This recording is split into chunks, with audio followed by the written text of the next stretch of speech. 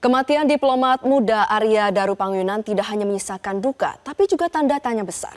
Pola kasusnya kompleks, bisa bunuh diri, tapi indikasi pembunuhan terencana juga menguat. Para ahli pun mendorong penyelidikan dilakukan secara menyeluruh untuk mengungkap fakta sebenarnya.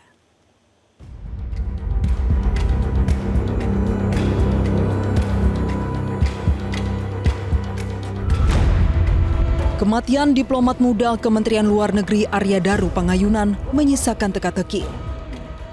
Hingga kini belum ada yang tahu pasti apakah pria 39 tahun itu meninggal akibat bunuh diri atau pembunuhan yang direncanakan secara rapi.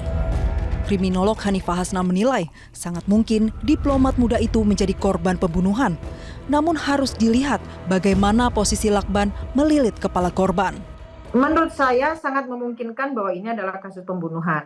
Karena kita kan perlu melihat ya, seberapa ketat dia melilitkan lakban ini. Diawali dari mana dulu? Apakah dari kening, apakah dari leher, apakah dari dagu gitu ya. Karena sebetulnya kalau kita melihat, oh ini yang awal permulaan lakban ini adalah dari mulut. Berarti kan ada upaya untuk membungkam bahwa korban tidak boleh berteriak ketika korban itu masih sadar. Gitu ya. Tetapi ketika si korban itu ternyata sudah meninggal, berarti ada kondisi namanya staging bunuh diri pasca pembunuhan.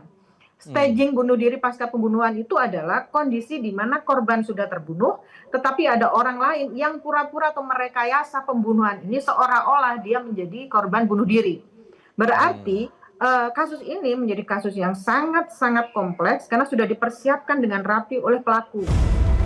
Sosiolog kriminalitas UGM Suprapto menilai kondisi kepala yang terlilit penuh dengan lakban tak mungkin dilakukan sendiri. Karena itu harus dilakukan penyelidikan secara menyeluruh. Ya, jadi kalau kita melihat posisi ataupun kondisi korban yang terlilit penuh gitu ya seluruh kepala, sepertinya itu tidak mungkin bahwa dilakukan oleh diri sendiri. Meskipun ada temuan bahwa di lakban itu ada sidik jari korban gitu ya, karena bisa saja si pelaku itu menggunakan sarung tangan sementara kemudian tangan korban ditempelkan di lakban itu. Tetapi memang di satu sisi dinyatakan bahwa CCTV tidak menunjukkan ada tanda-tanda kekerasan, kemudian juga akses untuk menuju ke kamar itu hanya searah dan itu terkunci dari dalam. Ini saya kira perlu didalami juga karena ada informasi bahwa sebelum itu mereka si korban ini mendapat kiriman makanan lalu dia keluar sebentar dan seterusnya gitu. Sangat mungkin bahwa makanan itu berisi bius gitu sehingga ketika dia dilakban dalam kondisi tidur lelap, bius dalam dosis tinggi karena waktunya sangat pendek. Jadi saya kira memang perlu dilakukan penyelidikan secara komprehensif.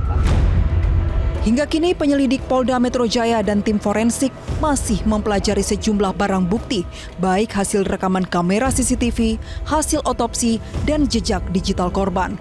Kapolda Metro Jaya menyebut kasus ini akan terkuak dalam waktu sepekan. Tim Liputan Metro TV.